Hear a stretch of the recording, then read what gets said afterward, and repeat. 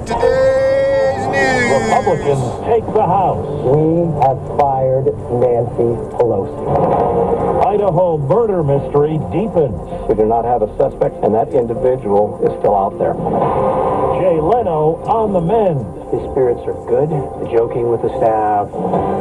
Good morning. I'm Steve Kathan with the CBS World News Roundup. Power shift in Washington. CBS News projects Republicans have secured control of the House of Representatives, carving out what figures to be a slim majority. California's Kevin McCarthy, who will likely replace Nancy Pelosi as House Speaker, was on Fox News. We have worked hard to earn this agenda with the ability to subpoena and hold this government accountable, secure this border, fight to make us energy independent, give parents a say in their kids' education. CBS's Nicole Killian on Capitol Hill. GOP party leaders have vowed that oversight of the Biden administration will be at the top of their agenda, including the withdrawal from Afghanistan and Hunter Biden's overseas business dealings.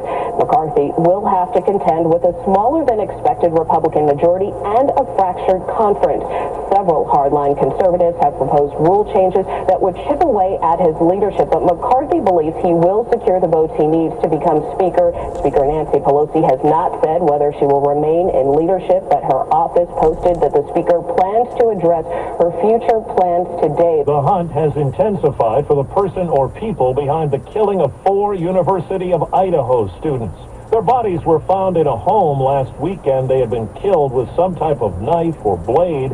CBS's Christina Ruffini says fear has prompted some students to head home. I cannot say that there's no threat to the community. Police in Mossville, Idaho walked back previous statements that there's no ongoing danger. I probably should have been standing here a day or so ago, but I'm here now. Law enforcement said there were no signs of forced entry, and 2 other roommates were home but not harmed in the pre-dawn attack. But authorities weren't called until the next day. We don't know why that call came in at noon and not in the middle of the night. Investigators are trying to piece together the victim's timeline Saturday night. They say they know Ethan Chapin and Xana Grenoble were at a party on campus. Madison Mogen and Kaylee Gonsalves were seen at a downtown bar. The U.S. and NATO say the missile that killed 2 people in Poland was likely fired by Ukraine to counter a Russian attack. CBS's Chris Livesay and what's been said by Ukraine. President Zelensky was initially adamant that it was not a Ukrainian missile that struck Poland, but a Russian one. However, this morning, the spokesman for Ukraine's Air Force was less certain. He told CBS News that it didn't matter whose rocket it was, since it was during a Russian airstrike that triggered Ukraine's defensive. A court in Amsterdam has just convicted 3 of 4 men charged in the downing of Malaysia Airlines flight MH17 8 years ago in Ukraine. All 298 on board died.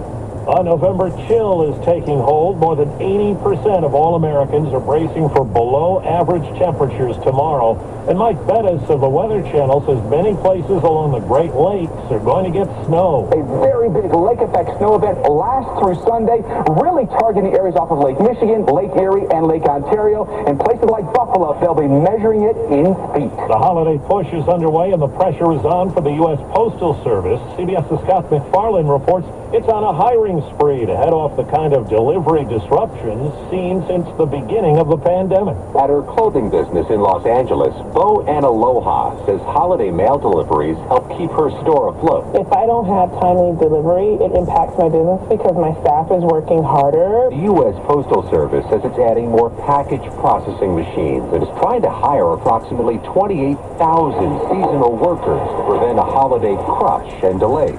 But testifying before a congressional panel, a representative of managers and postmasters warns hiring won't be easy. He says recruitment efforts are already sluggish. Postmasters that are short-staffed in many areas of the country are personally delivering mail. In some regions, advertised vacancies get no applicants. Aloha is encouraging her customers to shop early. We're starting to take our requests for packages for Christmas delivery, so we want to be proactive. 4 minutes after the hour.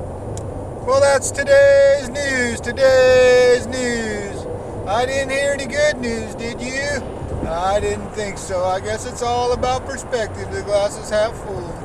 Well, as always, I'd like to thank you again for coming along with me on these Dashcam News adventures. You know the drill.